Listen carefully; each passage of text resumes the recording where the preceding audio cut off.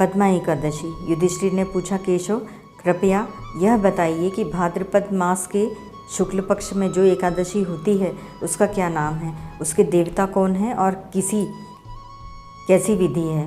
भगवान श्री कृष्ण बोले, राजन, इस विषय में मैं तुम्हें आश्चर्यजनक कथा सुनाता हूँ, जिसे ब्रह्मा जी ने महात्मा नारद से कहा था। नारद जी ने पूछा, चतुर्मुख, आपको नमस्कार है। मैं भगवान विष्णु की आराधना के लिए आपके मुख से यह सुनना चाहता हूँ कि भाद्रपद मास के शुक्ल पक्ष में कौन सी एकादशी होती है। ब्रह्मा जी ने कहा, मुनिश्रेष्ठ, तुमने बहुत उत्तम बात पूछी है। क्यों न हो, वैष्णव जो ठहरे। भादों के शुक्ल पक्ष की एकादशी पद्मा के नाम से विख्यात है। उस दिन भगवान ऋषिकेश की पूजा होती है। यह उत्तम व्रत अवश्य करने योग्य है। सूर्यवंश में मानधाता नामक एक चक्रवर्ती सत्य प्रतिज्ञ और प्रतापी राजर्षि हो गए हैं। वे अपने औरस पुत्रों की भांति धर्मपूर्वक प्रजा का पालन किया करते थे। उनके राज्य में अकाल नहीं पड़ता था, मानसिक चिंताएं नहीं सताती थी और व्याधियों का प्रकोप भी नहीं होता था। उनकी प्रजा निर्भय तथा धन धान्य से समृद्ध थी। महाराज के कोष में केवल न्यायोपर्जित धन का ही संग्रह था। उनके राज्य में समस्त वर्णों और आश्रमों के लोग अपने अपने धर्म में लगे रहते थे। मानधाता के राज्य की भूमि कामधेनु के समान फल देने वाली थी। उनके राज्य काल में प्रजा को बहुत सुख प्राप्त होता था।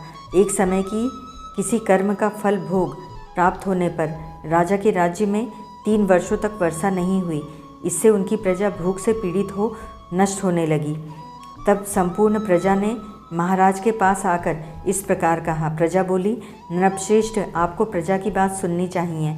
पुराणों में मनीषी पुरुषों ने जल को नार कहा है।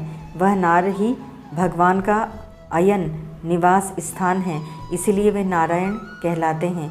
नारायण स्वरूप भगवान विष्णु सर्वत्र व्यापक रूप में विराजमान हैं। वे ही मेघ स्वरूप होकर वर्षा करते हैं और वर्षा से अन्न पैदा होता है और अन्न से प्रजा जीवन धारण करती है। नृपश्रेष्ठ, इस समय अन्न के बिना प्रजा का नाश हो रहा है, अतः ऐसा कोई उपाय कीजिए जिससे हमारे योगक्षेम का निर्वाह हो। राजा ने कहा, आप लोगों का कथन सत्य है, क्योंकि अन्न को ब्रह्म कहा गया है। अन्न से प्राणी उत्पन्न होते हैं और अन्न से ही जगत जीवन धारण करता है।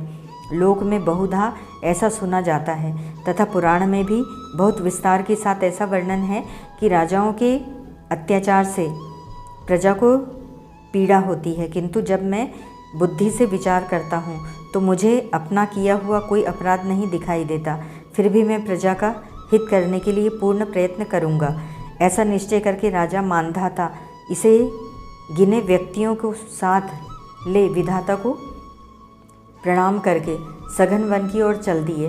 वहाँ जाकर मुख्य मुनियों और तपस्वियों के आश्रमों पर घूमते फिरे। एक दिन उन्हें ब्रह्मपुत्र अंगिरा ऋषि के दर्शन हुए। उन पर दृष्टि पड़ते ही राजा हर्ष में भरकर अपने वाहन से उतर पड़े और इंद्रियों को वश में रखते हुए दोनों हाथ जोड़कर उन्होंने मुनि के चरणों में प्रणाम किया। मुनि ने भी स्वस्ति कहकर राजा का अभिनंदन किया और उनके राज्य के 7 अंगों की कुशलता पूछी। राजा ने अपनी कुशलता बताकर मुनि के स्वास्थ्य का समाचार पूछा। मुनि ने राजा को आसन और अधर्य दिया।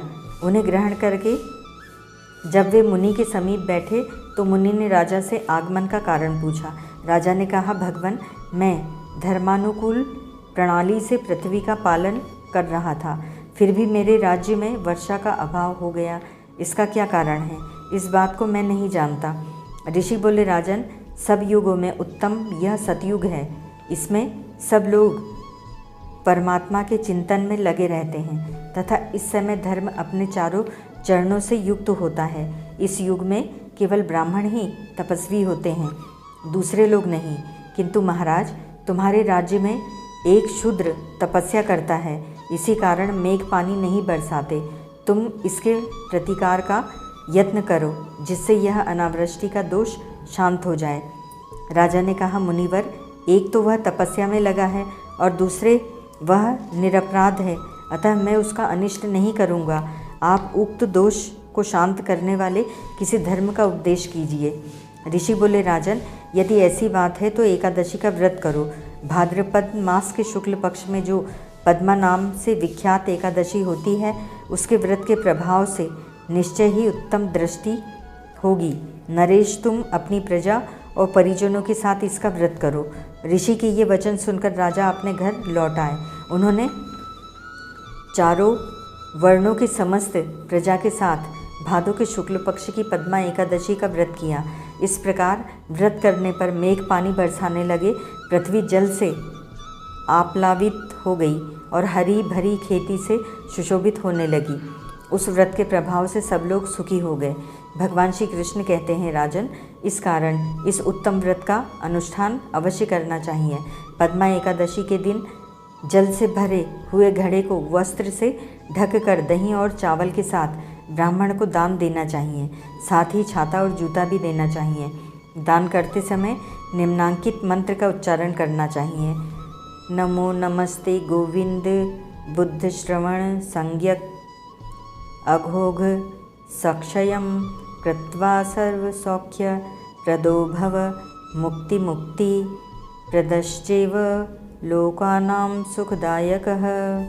बुधवार और श्रवण नक्षत्र के योग से युक्त द्वादशी के दिन बुद्ध श्रवण नाम धारण करने वाले भगवान गोविंद आपको नमस्कार है। मेरी पाप राशि का नाश करके आप मुझे सब प्रकार के सुख प्रदान करें।